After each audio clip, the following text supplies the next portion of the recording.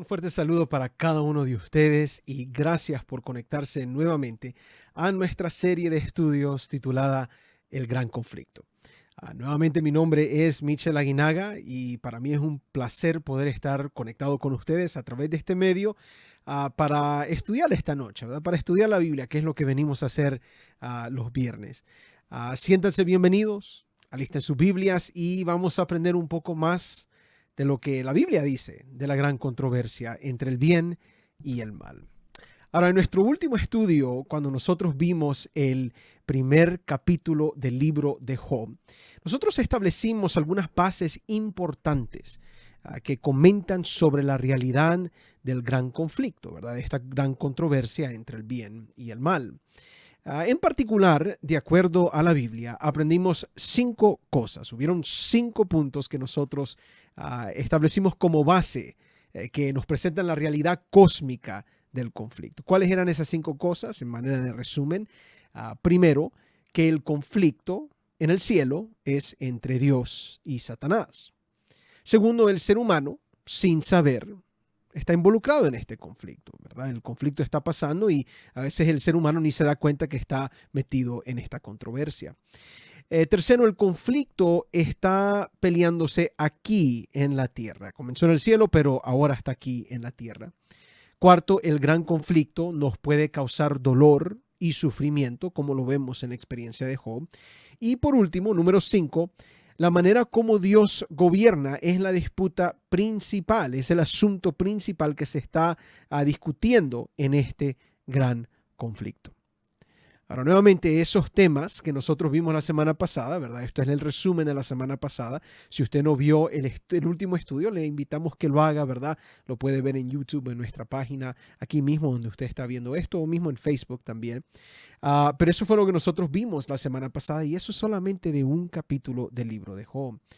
Y yo creo que Job nos está presentando un buen comienzo a esta jornada. Nos está ayudando a establecer o nos ayudó a establecer fundamentos necesarios para poder entender este asunto del gran conflicto. Ahora, un anuncio muy importante, especialmente para todos aquellos que lo están viendo en vivo. Si usted lo está viendo después, tal vez no lo afecte, tal vez sí. Pero de aquí en adelante estos estudios van a salir cada otro viernes. Es decir, no van a salir, si usted lo está viendo hoy, esto se está presentando el 22 de febrero. Si usted lo está viendo, perdón, el 22 de enero. Si usted lo está viendo el 22 de enero, no lo va a ver el 29 de enero. No va a haber estudio el 29 de enero, sino nos vamos a esperar hasta 2 semanas. Ahora, si usted me pregunta por qué, es muy sencillo, hermanos, es que no puedo hacer las grabaciones más de lo que estoy haciendo, porque a la misma vez estoy yendo a la escuela, estoy tomando 2 clases, ¿verdad? A nivel de maestría. Obviamente tenemos los sermones durante los sábados, los estudios los martes, a veces los miércoles, ¿verdad? Y también cada otro viernes, cuando no estamos teniendo un estudio aquí o no lo estamos presentando aquí, estamos asegurándonos de que los jóvenes tienen algo en otro canal de YouTube. Así que si usted lo está viendo hoy en vivo, si hoy para usted, en el momento que lo está viendo, es el 22 de enero, entonces recuérdese que el próximo viernes no va a haber, sino en 2 viernes vamos a continuar estos estudios, pero nosotros le vamos a comunicar esa información mientras va pasando el tiempo, ¿verdad? Y de repente eso cambia en algún futuro, pero por el momento, ¿verdad? Necesito poder respirar un poco. Ahora, al fin, terminando el anuncio, el repaso de la semana pasada, entremos a lo de esta noche. Y nosotros, en nuestro estudio, lo que vamos a estar analizando esta noche, el tercer estudio en esta jornada, lleva por título Batalla en el cielo. Pero antes nosotros vamos a pedir la bendición de Dios sobre este estudio de esta noche. Así que donde sea que estén, con quien sea que estén, en este momento inclinen su rostro conmigo. Vamos a pedir la bendición de Dios que Él nos pueda acompañar en este estudio. Oremos. Padre nuestro que estás en los cielos, gracias por dejarnos poder estudiar la palabra de Dios, poder meditar en tu palabra y más que nada poder hacerlo a través de este medio. Pedimos una bendición muy grande sobre cada uno de mis hermanos que están presentes en vivo en este momento. De repente, si alguien lo está viendo después, te pido que los bendigas a ellos también. Pero todos aquellos que se están conectando a este mensaje, que ellos puedan sentir que hoy Dios les va a hablar a través de tu palabra. Que hoy tú vas a comunicar mensaje de verdad, vas a revelarnos más, poquito más acerca de este conflicto y las verdades necesarias para nosotros. Gracias por estar con nosotros en esta noche. Pedimos tu bendición, pedimos tu Espíritu Santo y que nuestras mentes estén enfocadas siempre en Jesús. Te lo pedimos en el nombre de Él, en el nombre de Jesús. Amén y amén.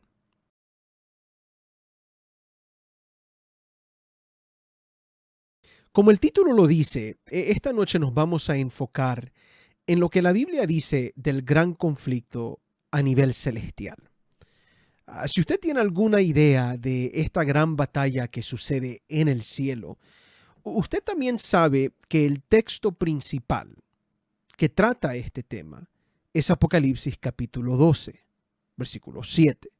Bueno, Apocalipsis capítulo 12, versículo 7. Y ustedes de repente saben lo que dicen, pero lo vamos a buscar en nuestras Biblias, así que vamos a entrar rápidamente aquí a nuestras Biblias. Vamos a buscar Apocalipsis capítulo 12, versículo 7. Y miren lo que dice el texto, ¿verdad? Ahí creo que ustedes lo miran en su pantalla. Tal vez lo hacemos un poquito más grande para que nos ayude. Perfecto. Y dice aquí, después hubo una gran batalla y noten, dice ahí, en el cielo. Miguel y sus ángeles luchaban contra el dragón y luchaba el dragón y sus ángeles. Para nosotros como adventistas, este es un texto muy conocido. De paso, tradicionalmente el texto que ustedes están viendo aquí en sus pantallas ha sido el texto principal de esta creencia, de esta doctrina del gran conflicto. En otras palabras, cuando nosotros estudiamos el tema del gran conflicto, generalmente, no todo el tiempo, pero generalmente el texto de apertura o el texto de estudio principal para hablar del conflicto, del gran conflicto, la gran controversia entre el bien y el mal, es este texto, el que ustedes ven ahí, Apocalipsis capítulo 12, versículos 7 en adelante. Pero ustedes notaron, espero que hayan notado, que nuestra jornada de estudios no empezó con Apocalipsis 12. Además de nuestro tema introductorio, hace 2 estudios. El tema que nosotros tuvimos la semana pasada, o el último estudio, nosotros comenzamos con Job. Y la pregunta es, ¿por qué empezar con Job y no Apocalipsis? Bueno, nos supone que vamos a comenzar con Apocalipsis porque habla de una batalla en el cielo. Pero ¿por qué Job y no Apocalipsis primero? Ahora, esta pregunta tiene varias respuestas, pero quiero resaltar algunas de ellas. En primer lugar, nosotros siempre debemos recordar que el Nuevo Testamento usa como fundamento el Antiguo Testamento. El Antiguo Testamento, en otras palabras, sirve como base teológica para el Nuevo Testamento. Ahora, creo que es muy difícil y peligroso leer el Nuevo Testamento sin conocer lo que está escrito en el Antiguo Testamento.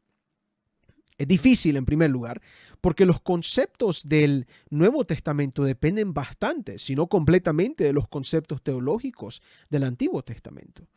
Los escritores del Nuevo Testamento citan muchos versículos del Antiguo Testamento, especialmente en relación con Jesús.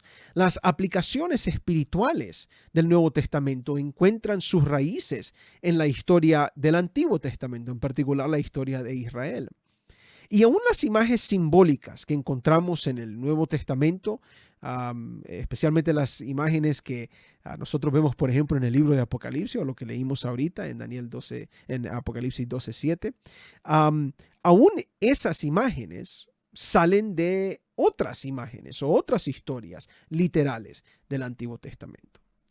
Es sumamente difícil, escúcheme muy bien, es sumamente difícil entender apropiadamente lo que el Nuevo Testamento explica, sea doctrinalmente, prácticamente, espiritualmente, como ustedes lo quieran ver, sin haber estudiado el Antiguo Testamento.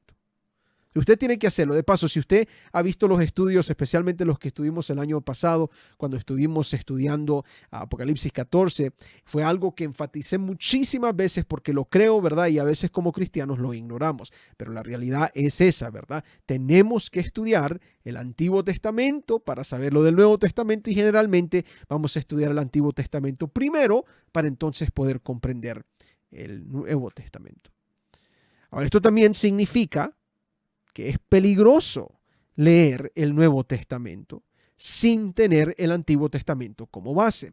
Cuando nosotros removemos el Antiguo Testamento de los estudios del Nuevo Testamento, básicamente estamos sacando una porción grande de la Biblia fuera de su contexto. Y ustedes saben que si nosotros sacamos algo de la Biblia fuera de su contexto, corremos el peligro de terminar en conclusiones erradas, equivocadas, doctrinalmente malas. Muchas doctrinas erradas han salido por este error, ¿verdad? Porque sacamos cosas de su contexto. Cuidado lo hacemos con un testamento completo. Realmente el contexto del Nuevo Testamento es el Antiguo Testamento, ¿verdad? Entendemos lo que sucede en el Nuevo Testamento a base de lo que se dice en el Antiguo Testamento. Así que si nosotros vamos a ver el gran conflicto en el Nuevo Testamento, como por ejemplo lo que estuvimos leyendo en Apocalipsis 12, tenemos que comenzar primero con el Antiguo Testamento, ¿verdad? Si vamos a leer el conflicto en el Nuevo, vamos a primero comenzar con el Antiguo. Ahora, en segundo lugar, la razón por qué nosotros comenzamos con Job antes de Apocalipsis es porque si fuéramos a leer la historia de la Biblia en forma como está escrita, en orden no cronológico, ¿verdad? Pero el orden, en la secuencia de libros como se presenta en nuestra Biblia, de Génesis a Apocalipsis. Esta es, en el libro de Job, es la primera vez que nos encontramos con un confrontamiento entre Dios y Satanás. Ahora, Job claramente nos presenta a nosotros una disputa entre Dios y Satanás, ¿verdad? Literalmente el texto presenta a las dos figuras principales de la controversia cara a cara allá en el cielo. Ahora, de repente, usted me va a decir que eso no es cierto, eso está equivocado, ¿verdad? Porque ¿qué hacemos con el jardín del Edén? Génesis capítulo 3, cuando allí encontramos la serpiente, ¿verdad? Que es básicamente Satanás, ¿verdad? Y también a Dios. Ahora, es cierto que ahí usted encuentra las dos figuras, pero realmente en el libro de Génesis nosotros no encontramos un confrontamiento entre Dios y Satanás como lo vemos en Job. Génesis más bien nos presenta un confrontamiento entre el ser humano y Satanás, entre el ser humano y la serpiente. Y si ustedes notan, realmente no hay una discusión entre la serpiente y Dios, aunque Dios viene en algún momento, se dirige hacia la serpiente, ¿verdad? Y le da una maldición a la serpiente. Pero hasta ahí nomás, la serpiente no le contesta a Dios, no le argumenta a Dios, no viene y le dice otra cosa a Dios. Por tanto, si usted lee la Biblia, si usted lee la historia de la Biblia, como hemos estado diciendo, desde el principio, esta es la primera vez en el libro de Job que usted va a encontrar un confrontamiento cara a cara entre estas dos figuras principales, importantes en este conflicto. Entonces, cuando nosotros llegamos al libro de Job, ¿verdad? Nos encontramos con un conflicto en el cielo que tiene implicaciones, que tiene consecuencias directas aquí en la tierra. Nos encontramos con Dios versus Satanás, ¿verdad? Y eventualmente Satanás atacando a Job aquí en la tierra. Y aunque ya no leemos más el conflicto en el cielo, ¿verdad? Después de los primeros dos capítulos de Job, es decir, ya esa escena se apaga básicamente y no vemos más en el Antiguo Testamento algo similar. Nosotros podemos usar la historia de Job como una base teológica para lo que sucede en Apocalipsis 12, en esta batalla en el cielo. Ahora usted pregunta, ¿por qué? ¿Por qué podemos usarla como base teológica? Bueno, porque lo que sucede en Job, capítulo 1, es básicamente lo que sucede en Apocalipsis 12. Job 1 se repite en Apocalipsis 12. La única diferencia es que en Apocalipsis 12 el conflicto está a un nivel mucho, mucho más grande, ¿verdad? Ahora estamos hablando no solo de una persona, sino estamos hablando de algo que afecta todo el universo, todo el mundo entero. Ya teniendo eso en mente, porque es que comenzamos con Job, ahora regresemos nuevamente a Apocalipsis capítulo 12. Ahorita, el tiempo, ¿verdad? Antes de terminar el estudio, vamos a unir estas ideas y creo que se las va a presentar a ustedes un poquito más claro. Pero regresemos entonces a nuestras Biblias, a Apocalipsis capítulo 12, versículos 7 al 9, ¿verdad? Ahí lo tenemos de nuevo, Apocalipsis capítulo 12, versículos 7 al 9. Y vamos a leer ¿verdad? De esta batalla en el cielo y a ver qué es lo que la Biblia nos dice. Dice la Biblia, después hubo una gran batalla en el cielo. Miguel y sus ángeles luchaban contra el dragón y el dragón, y luchaban el dragón y sus ángeles, pero no prevalecieron y se halló ya lugar para ellos en el cielo. Y dice el versículo 9, y fue lanzado fuera el gran dragón, la serpiente antigua que se llama Diablo y Satanás, el cual engaña al mundo entero. Fue arrojado a la tierra y sus ángeles fueron arrojados con él. Ahora, a primera vista, lo que nosotros leemos en Apocalipsis capítulo 12, pareciera tener muy poco, ¿verdad? Lo que usted está viendo ahí en la pantalla, pareciera tener muy poco en similitud, en común con lo que nosotros leemos en Job capítulo 1. Pero yo creo que ustedes van a notar las similitudes en ambos relatos cuando nosotros profundizamos en el texto un poquito más, en estos versículos que nosotros estamos leyendo en este momento. Creo que si nosotros fuéramos a ver un poquito más lo que significan estos símbolos o lo que representan estos símbolos, creo que usted va a ver las similitudes entre Job y Apocalipsis capítulo 12. Ahora, en los versículos que nosotros leímos aquí en Apocalipsis 12, hay dos figuras principales que están en el conflicto, ¿verdad? Dos figuras principales. Es más, regresemos aquí a la Biblia rápidamente antes de irnos ahí, ¿verdad? Nosotros tenemos a Miguel y sus ángeles, ¿verdad? Entonces tenemos a Miguel 1 y tenemos al dragón número 2, ¿verdad? Entonces tenemos a Miguel 1 y al dragón 2. Entonces las dos figuras principales que nosotros tenemos en Apocalipsis capítulo 12 es Miguel y el dragón. Ahora, el símbolo del dragón es fácil de entender porque el mismo texto nos dice, ¿verdad? Cuando nosotros leemos una vez más, aquí regresando al versículo 9, ¿verdad? ¿Qué es lo que la Biblia nos dice aquí? Dice, y fue lanzado fuera el gran dragón. ¿Quién es? Dice que es la serpiente antigua que se llama Diablo y Satanás, el cual engaña al mundo entero, ¿verdad? Entonces, cuando nosotros venimos y leemos el símbolo del dragón, no tenemos que abundar mucho en esto, ¿verdad? Es sencillo, ¿verdad? El dragón simboliza a Satanás en Apocalipsis 12. El dragón simboliza al diablo, ¿verdad? A Satanás, como ustedes lo quieran ver. Ahora, por otro lado, Miguel es un poquito más complicado, ¿verdad? Porque cuando nosotros comenzamos a analizar la Biblia, nos damos cuenta que en el libro de Apocalipsis 12:7 es el único texto que menciona a Miguel, ¿verdad? Ustedes lo están viendo ahí, ¿verdad? Ahí está. En esa parte es la única parte en todo el libro de Apocalipsis que menciona a Miguel. No como el dragón, ¿verdad? Que tenemos explicación del dragón y el dragón sale muchas veces en Apocalipsis. Miguel, único instante, ¿verdad? El único momento donde vemos el nombre de Miguel es aquí, en el libro de Apocalipsis. Entonces, ¿qué pasa? Bueno, para poder comprender lo que significa Miguel o quién simboliza Miguel, usted tiene que buscar en otras partes de la Biblia. Usted tiene que ver qué es lo que otras partes de la Biblia dicen acerca de Miguel. Ahora, el nombre Miguel aparece varias veces en la Biblia en diferentes genealogías. En algunas versiones en español el nombre es Micael, ¿verdad?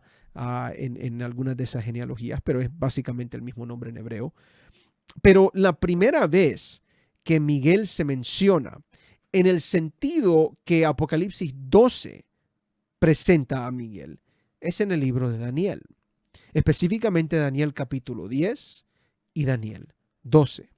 Entonces, quiero que usted note estas menciones de Miguel en el libro de Daniel. Así que vamos a ir aquí a Daniel capítulo 10, ¿verdad?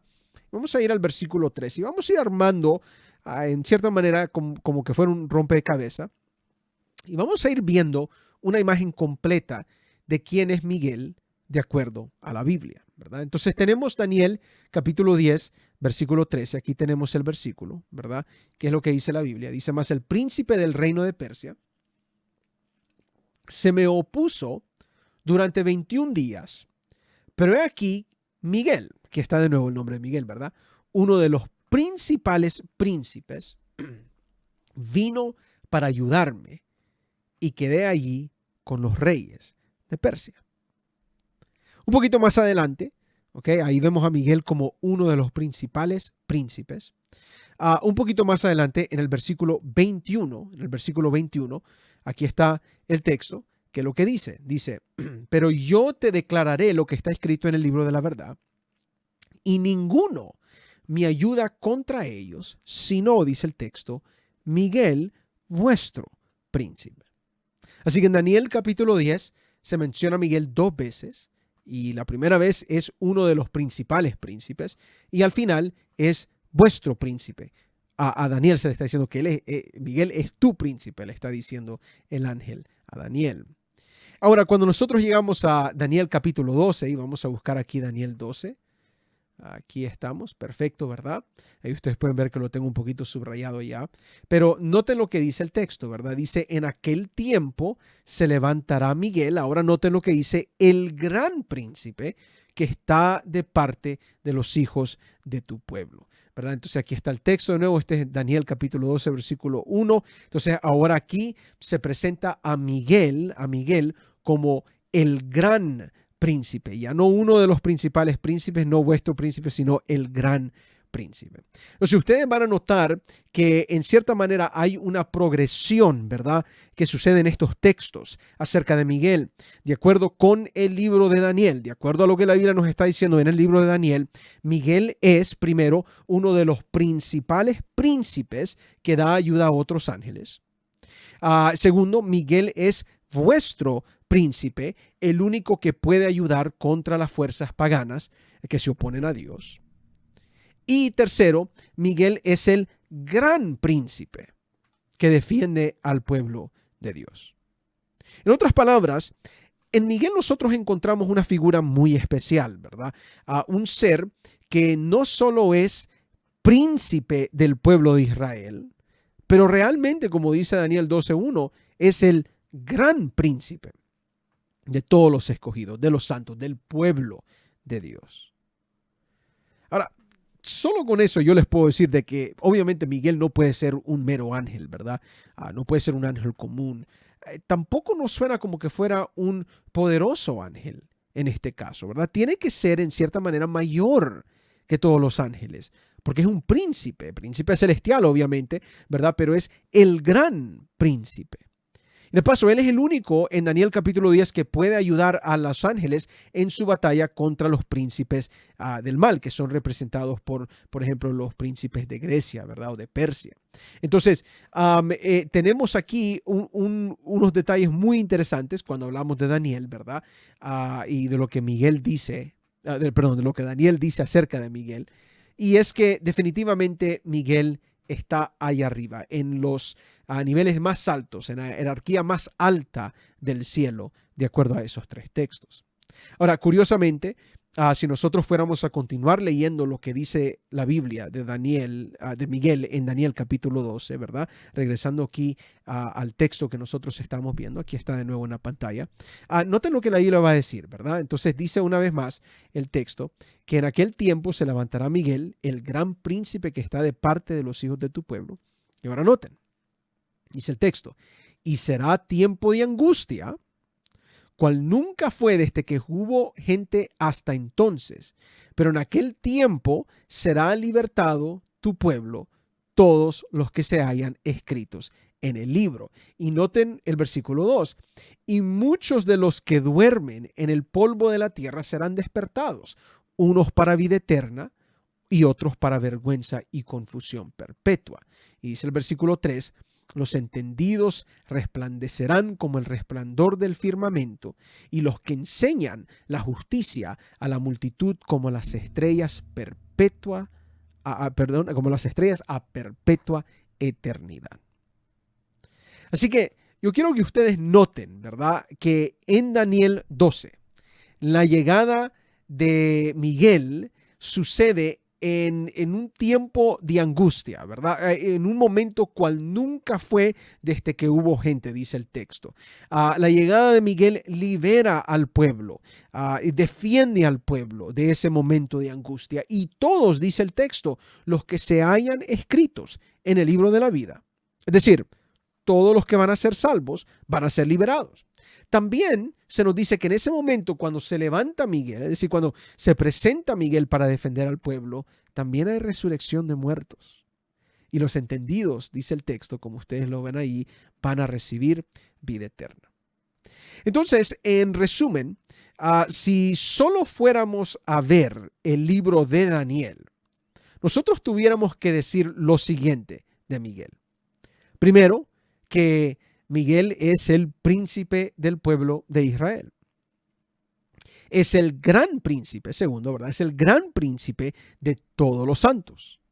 Es mayor que los ángeles, obviamente, porque es el único que los puede ayudar a los ángeles. Tiene toda la fuerza para vencer el mal.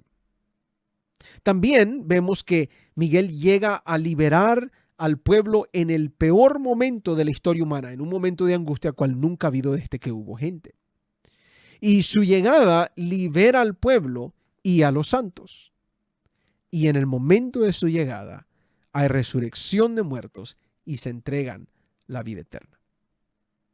Ahora, miren, usted no tiene que ser erudito de la Biblia o tiene que ser experto en idiomas y todo eso para darse cuenta de que el único que puede llenar todas esas características es Jesús.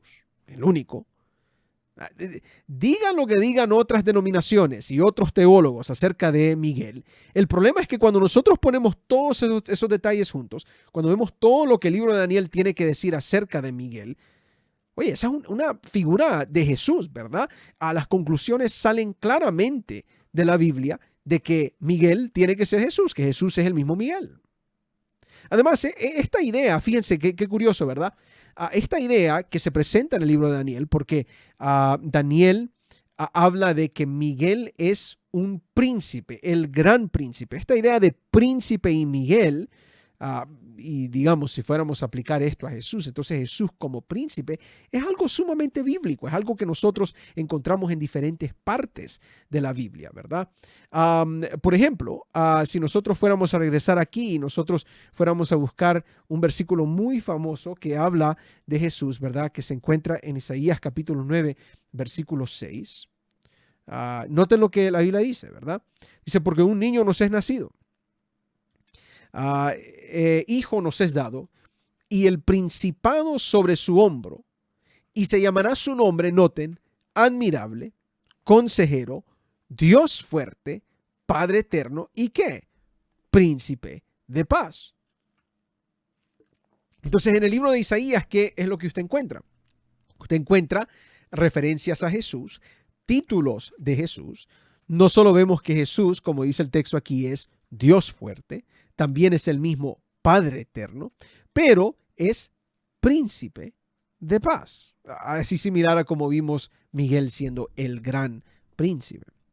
De paso, si nosotros fuéramos a regresar aquí rápidamente a Daniel capítulo 8, versículo 25, aquí se hace otra referencia de Jesús como príncipe, pero noten cómo lo pone el texto, que este es Daniel 8, 25. Vamos aquí, perdón, aquí está. Dice, con su sagacidad hará prosperar el engaño en su mano, y en su corazón se engrandecerá, y sin aviso destruirá a muchos, y se levantará contra el príncipe de los príncipes, es decir, se va a levantar contra Jesús, pero será quebrantado, aunque no por mano humana. Entonces, aquí el enemigo se levanta contra el príncipe de los príncipes. De nuevo, si usted ha estudiado un poquito el libro de Daniel, sabe que esa frase, príncipe de los príncipes, representa a Cristo Jesús. Es más, regresando una vez más al libro de Daniel, Daniel capítulo 9, ahora versículo 25, aquí está Daniel capítulo 9, versículo 25, ¿verdad? Se habla de la profecía de las 70 semanas y usted va a notar lo que el texto dice. Dice, miren, sabe pues y entiende que desde la salida de la orden para restaurar y edificar a Jerusalén hasta el Mesías, ¿qué? Hasta el Mesías príncipe, dice ahí, habrá 7 semanas y 62 semanas, se volverá a edificar la plaza y el muro en los tiempos angustiosos. Usted va a notar aquí, ¿verdad? Toda denominación cristiana generalmente entiende de que esto se aplica, casi todas, no voy a decir todas, ¿verdad? Pero casi todas se entienden, especialmente las protestantes, entienden de que esta profecía habla de la llegada de Cristo Jesús, ¿verdad? Que es conocido aquí como el Mesías príncipe. Entonces, cuando nosotros leemos en la Biblia de que Miguel es el gran príncipe, ¿verdad? Que es el príncipe del pueblo de Dios, que es vuestro príncipe, le dice un ángel a Daniel acerca de Miguel. Hermanos, el gran príncipe Miguel no puede ser otro más que Jesús, ¿verdad? El príncipe de paz, el príncipe de los príncipes, el Mesías príncipe. Es título que le pertenece a Jesús y a Jesús solamente.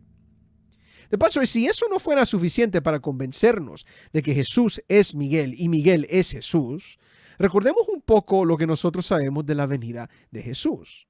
Por ejemplo, si nosotros fuéramos a leer Mateo, capítulo 24, versículo 29 en adelante, ok, ahí ustedes lo pueden ver subrayado, ¿verdad? Este es Mateo capítulo 24, versículos 29 en adelante, que es lo que dice la Biblia. Dice: e inmediatamente después de la tribulación de aquellos días, el sol se oscurecerá y la luna no dará su resplandor, y las estrellas caerán del cielo y las potencias del cielo serán conmovidas. Y entonces, esto es importante, aparecerá la señal del Hijo del Hombre en el cielo. Pausemos ahí por un momento. ¿Qué significa esto? Esto significa de que en ese momento aquí se nos va a describir la venida de Jesús, ¿verdad? Él es el Hijo del Hombre, es el título favorito de Jesús para sí mismo. Entonces aquí estamos hablando, cuando todo eso esté sucediendo, de paso, noten, ¿verdad? Después de, dice, después de la tribulación que viene aquí la señal del Hijo del Hombre en el cielo. Jesús viene en el momento de tribulación, cuando el mundo está llegado, cuando el mundo ha culminado, ¿verdad?, todos sus problemas en este momento de gran tribulación, llega Cristo. ¿Y qué pasa? Y entonces lamentarán todas las tribus de la tierra y verán al Hijo del Hombre viniendo sobre las nubes del cielo con gran poder y gran gloria. Sin duda, esta es la venida de Cristo Jesús, el regreso de Jesús, la segunda venida. Y noten, y enviará a sus ángeles con gran voz de trompeta y juntarán a sus escogidos de los cuatro vientos, desde un extremo del cielo hasta el otro. Ahora, aquí hay algunos detalles muy interesantes que creo que vamos a tener que hacer algunas conexiones, pero por lo menos piense en lo siguiente, que aquí se nos está diciendo que Jesús llega en un momento de tribulación, ¿verdad? Y cuando Él llega, Él libera, básicamente dice aquí, a sus escogidos, los va a juntar de los cuatro vientos, dice ahí el texto, ¿verdad? Desde un extremo del cielo hasta el otro. Ahora, esta frase que ustedes encuentran allí de los cuatro vientos, es una frase muy interesante. ¿Por qué? Porque nosotros vemos esta frase también en Apocalipsis 14, ¿verdad? Y vamos a hacer lo siguiente, ¿verdad? Vamos a abrir una segunda Biblia aquí, ¿ok? Solo para poder hacer esta comparación, ¿ok? Y entonces recuérdese lo que nosotros vemos, Apocalipsis capítulo 7, cuando se nos habla de los 144,000 sellados.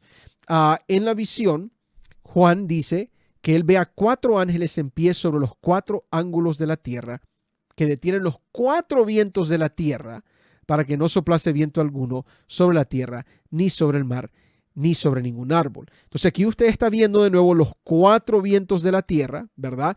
Y aquí usted ve en Mateo 24 cuatro vientos también. Ahora, ¿por qué es importante esto? ¿Ok?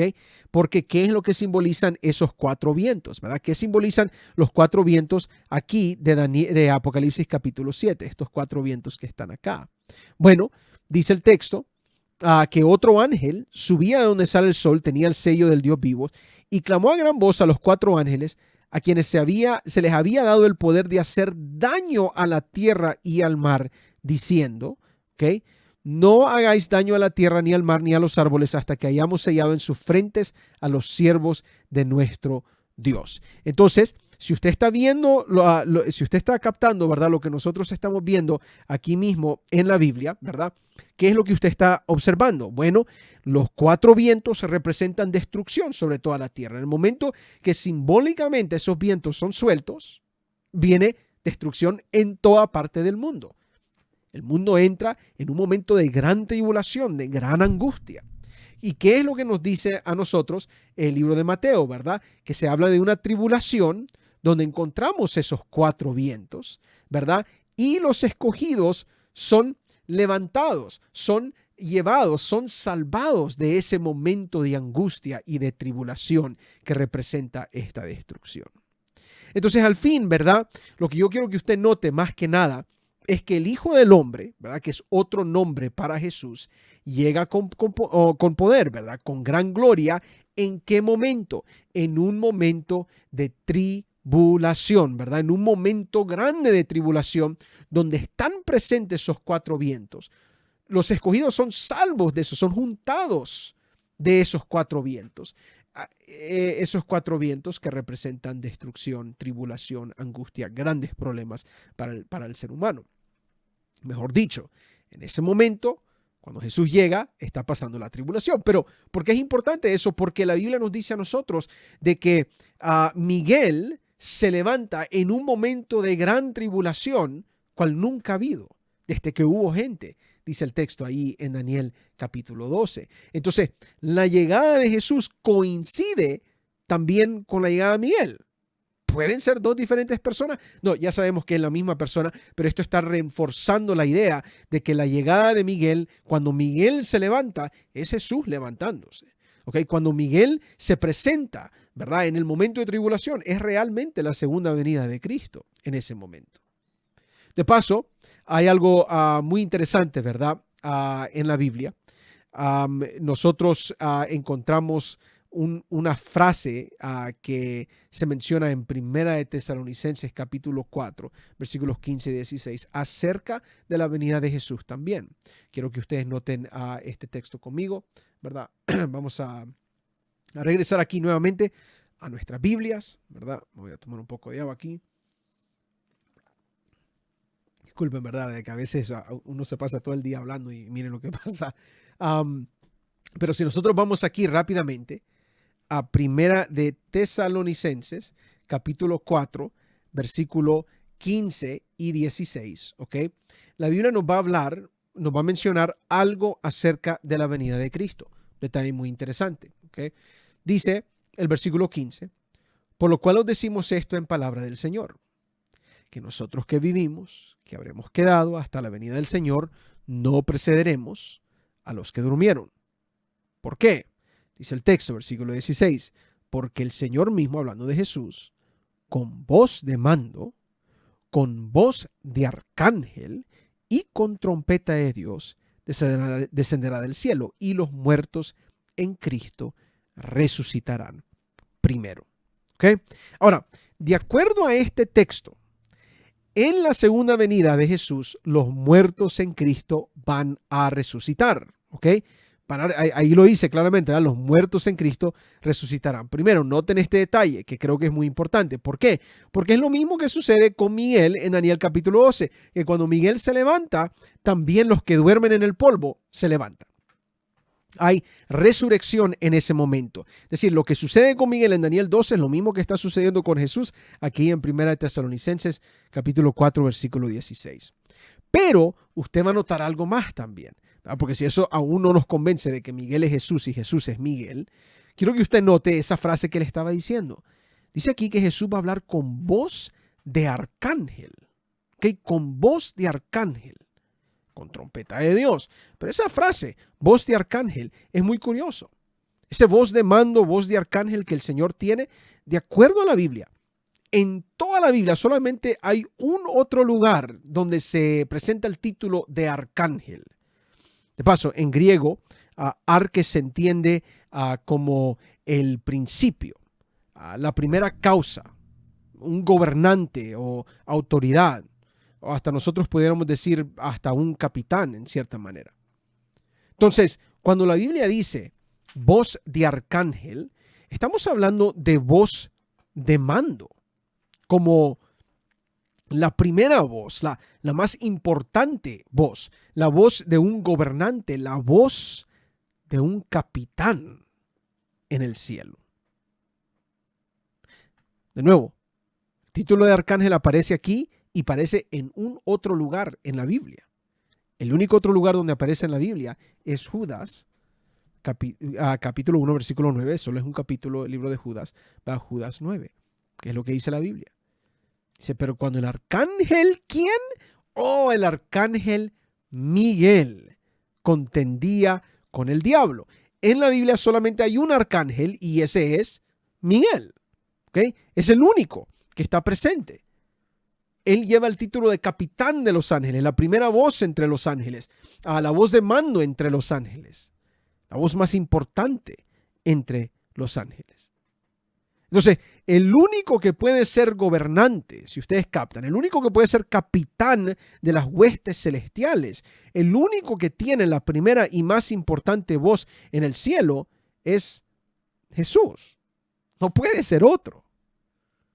Así que sin duda, hermanos, nuevamente, si es que no lo han captado, Jesús es Miguel y Miguel es Jesús. De nuevo, Jesús es Miguel y Miguel es Jesús.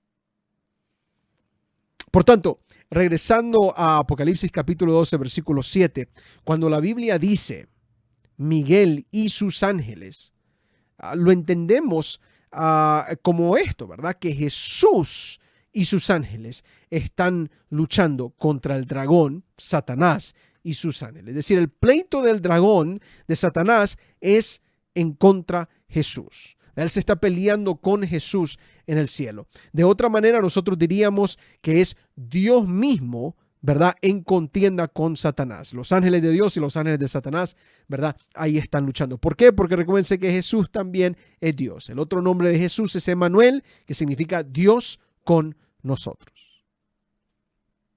En otras palabras, lo que nosotros vemos en Apocalipsis 12, versículo 7, es una batalla que ha dividido al cielo por completo. Es una guerra civil, celestial, lo pudiéramos decir, donde Dios mismo, Jesús, Miguel, está peleando contra el dragón, la serpiente antigua, el diablo, Satanás. Hay un disturbio en el cielo, ¿verdad?, por este gran conflicto. Hay un gran conflicto, una gran batalla en el cielo de acuerdo a las Escrituras. Y realmente en el cielo también solo hay dos grupos, los que son representados por Jesús mismo y los que son representados por el dragón. Pero, ¿qué dice la Biblia? Quiero que usted note esto, ¿verdad? Ya que ha quedado claro lo de Miguel y de Jesús, espero que haya quedado claro. Pero, ¿qué dice la Biblia acerca de este conflicto? ¿Qué es lo que pasa en este conflicto? Regresemos una vez más a nuestras Biblias aquí y vamos nuevamente a Apocalipsis capítulo 12, versículo 8. Ahí estamos, Apocalipsis, ¿verdad? Capítulo 12, nuevamente el versículo 7 lo leemos. Dice, después hubo una gran batalla en el cielo y ya sabemos quién es Miguel, ¿verdad? Como la Biblia lo presenta. Hemos agarrado todos los detalles que podemos de Miguel y es lo que sale, ¿verdad?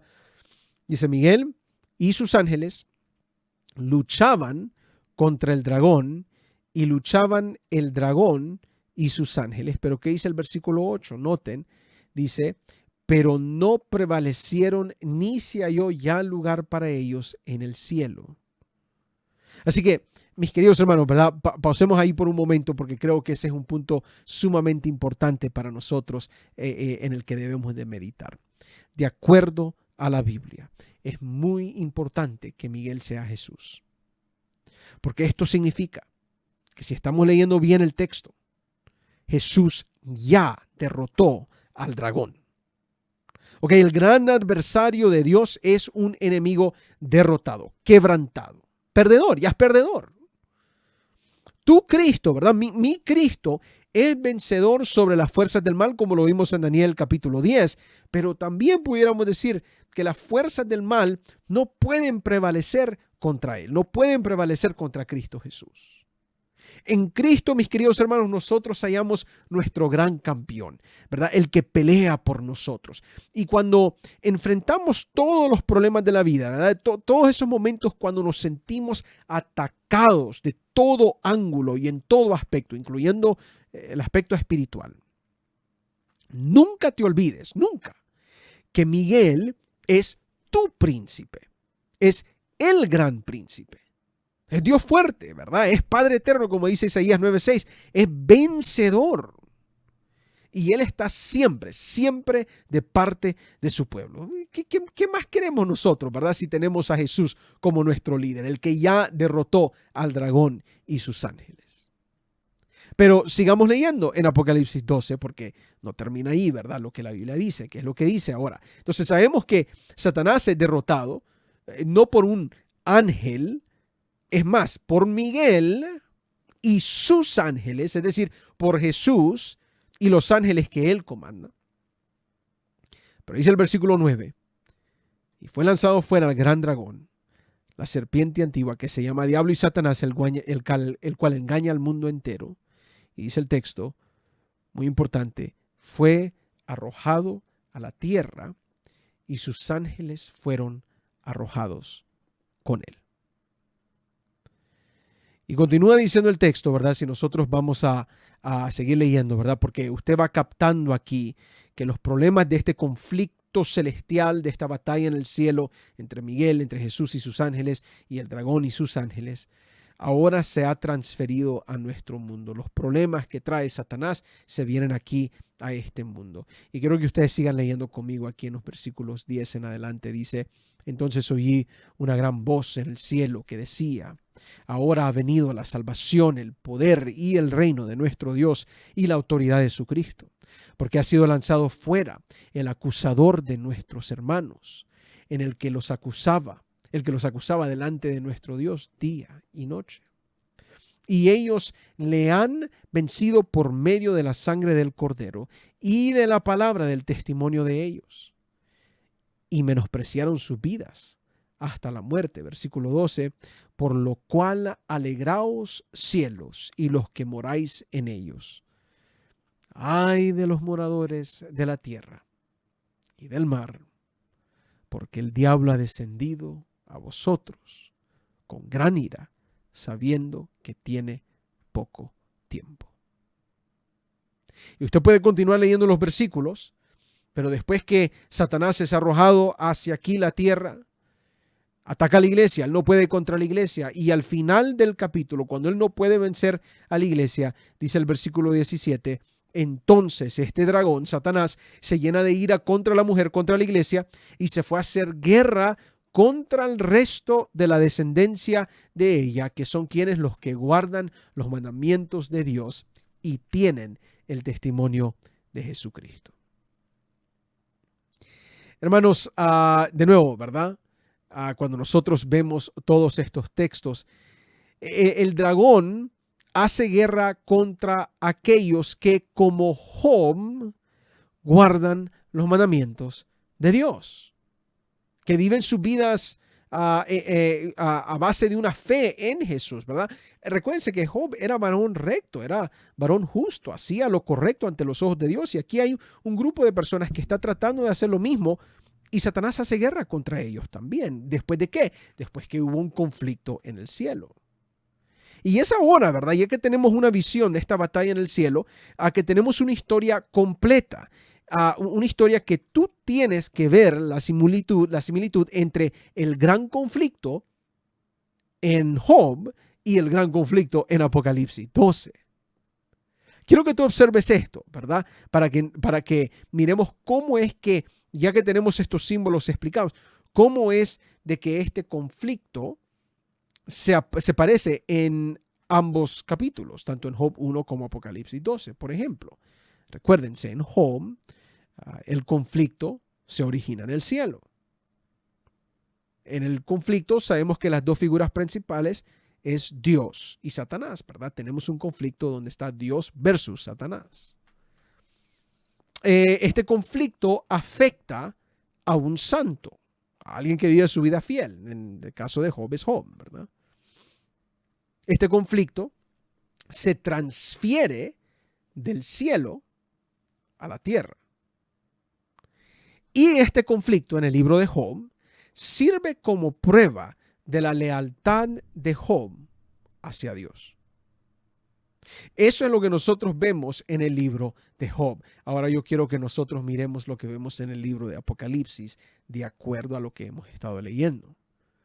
Bueno, el libro de Apocalipsis, capítulo 12, versículo 7, nos dice a nosotros que la batalla comenzó en el cielo. Miguel, es decir, Jesús, Dios con nosotros, versus el dragón. Son las figuras principales en esta batalla. Es uno contra el otro, ¿verdad? Dios versus Satanás, Jesús versus Satanás. El conflicto obviamente afecta a los santos, igual como afectó a Job, pero en este caso afecta al pueblo, a todos aquellos que guardan los mandamientos de Dios y tienen el testimonio de Jesucristo. El conflicto de paso comenzó en la tierra, pero se transfiere del cielo hacia la tierra. Y al final nosotros podemos ver que el conflicto llega a ser, en cierta manera, una prueba de lealtad del remanente hacia Dios, ¿verdad? Ante todos esos ataques se van a mantener fiel como lo hizo Job. ¿Pueden ver las similitudes, mis queridos hermanos? Miren, son innegables, que allí están. Y es más, esto sirve de prueba que el gran conflicto en lo que vemos en Job, ¿verdad? Sirve como base para el gran conflicto, lo que estuvimos leyendo en el libro de Apocalipsis. Nuevamente, la Biblia nos presenta una profundidad hermosa, ¿verdad? Una armonía perfecta entre Antiguo y Nuevo Testamento. Vemos cómo ambos testamentos están ligados en esta historia. Ahora, ¿quién se iba a imaginar que la historia de Job tenía algo que decirnos del libro de Apocalipsis? Pero la realidad es que sí. Toda la Biblia nos tiene algo que decir acerca de toda la Biblia, ¿verdad? Porque es una historia completa, es una historia acerca de esta controversia entre el bien y el mal. Ahora, al fin, ¿verdad? Nosotros llegamos al mismo punto, tanto en el libro de Job como en el libro de Apocalipsis. Y es un punto, ¿verdad?, que seguimos enfatizando muchas veces. Y es que si usted va a estudiar el Nuevo Testamento, también tiene que estudiar el Antiguo Testamento. No puede separar los testamentos. Ambos son importantes. ¿Por qué? Porque la Biblia es completa. Toda la Biblia, dice el texto, es inspirada por Dios. Pero hay algo más, ¿verdad? No es sencillamente para decir, mira, cómo el patrón se repite, el patrón de Job se repite en el libro de Apocalipsis. Hay algo más a esto todavía. La similitud entre la experiencia de Job y la batalla en el cielo que encontramos en Apocalipsis 12 nos enseña una lección muy importante espiritual para cada uno de nosotros. El libro de Job nos presenta cómo el gran conflicto afecta a un individuo. Pero Apocalipsis nos está diciendo de que la experiencia de Job puede ser la experiencia de cada uno de nosotros en este conflicto también. De acuerdo con Apocalipsis 12, el gran conflicto afecta a todos los que moran en la tierra. Todos nosotros somos afectados por ese conflicto. ¿Qué significa, verdad? Que en esta lucha todos nos vamos a enfrentar con las mismas preguntas que Job hizo. Tal vez no al grado que Job las hizo, tal vez peor que Job las hizo, pero con seguridad vamos a enfrentar los mismos desafíos, vamos a tener que hacer las mismas preguntas. En algún momento vamos a preguntar a dónde está Dios en todo esto, vamos a buscar a Dios, vamos a pedir que Dios se presente. Pero la lección aquí es que Miguel, Jesús, pelea por nosotros, ¿verdad? Miguel, el gran príncipe, él es el que nos defiende. Y Apocalipsis directamente nos dice a nosotros que Satanás es enemigo derrotado y hay victoria para nosotros por medio de la sangre del Cordero. Es decir, hay victoria a través de la sangre de Cristo Jesús. Así que, ¿sabes qué? Mira, con todo esto, déjame decirte esto, no te desanimes. Comprende la lucha, entiende este gran conflicto que ruge en todo tu derredor. Confía en Dios.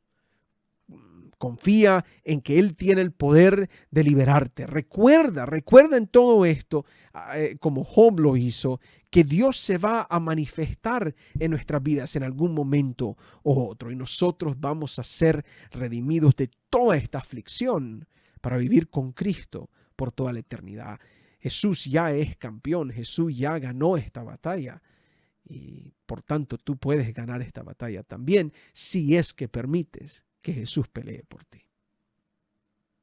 Mis queridos hermanos, creo que nosotros ya tenemos una buena idea de quién se está peleando aquí en este conflicto. Todavía no sabemos por qué. Tenemos que seguir profundizando en la Biblia para eso y eso viene en un poquito, ¿verdad? Espérense, recuérdense, si usted está viendo esto en vivo, en 2 semanas. Pero por un momento recuerde que en este gran conflicto, Miguel ya venció. Jesús ya venció. Dios ya ha vencido. Y la pregunta es si tú quieres tener victoria. Si quieres tener la victoria, que Cristo Jesús ya obtuvo. Yo les voy a pedir en este momento que oren conmigo, ¿verdad? Para terminar. Oremos. Padre nuestro que estás en los cielos, Señor, estamos agradecidos de poder haber estudiado la Biblia, en particular ver este conflicto, los inicios de este conflicto en Apocalipsis 12, hacer las comparaciones con la historia de Job y más que nada entender de que tú eres nuestro gran príncipe, tú eres nuestro príncipe de paz, tú eres Dios fuerte, tú eres el que pelea por nosotros, el que lucha en nuestros momentos más difíciles. Pero Padre, hay un deber de nosotros, hay un llamado aquí y es de que tú quieres que nosotros te demos todo. Confiemos en tu victoria, confiemos en tu poder para poder ganar. Tú nos estás pidiendo a nosotros de que podamos verte a ti como nuestro campeón y reconocer de que el enemigo puede atacarnos de mil maneras, pero él ya está derrotado por tu poder. Y por tanto, si vamos a vencer, va a ser a través de tu poder, va a ser a través de la sangre del Cordero, como dice Apocalipsis 12. Padre, estamos agradecidos de que hemos podido estudiar la Biblia hoy esta noche. Te pido que te quedes con mis hermanos, que ellos puedan retener algo, ¿verdad?, de lo que hemos visto, pero más que nada que esta información pueda transformar sus vidas, acercarlos más a ellos, a Cristo, y prepararse para estar listos en el momento de prueba más grande, pero para reconocer que Jesús les va a dar la victoria. Gracias por estar con nosotros. Bendice a mis hermanos. Te pido todo esto en el nombre de nuestro príncipe, de Cristo Jesús. Amén y amén. Amén. Mis queridos hermanos, ese ha sido estudio número 3 de nuestra jornada de esta serie, El Gran Conflicto.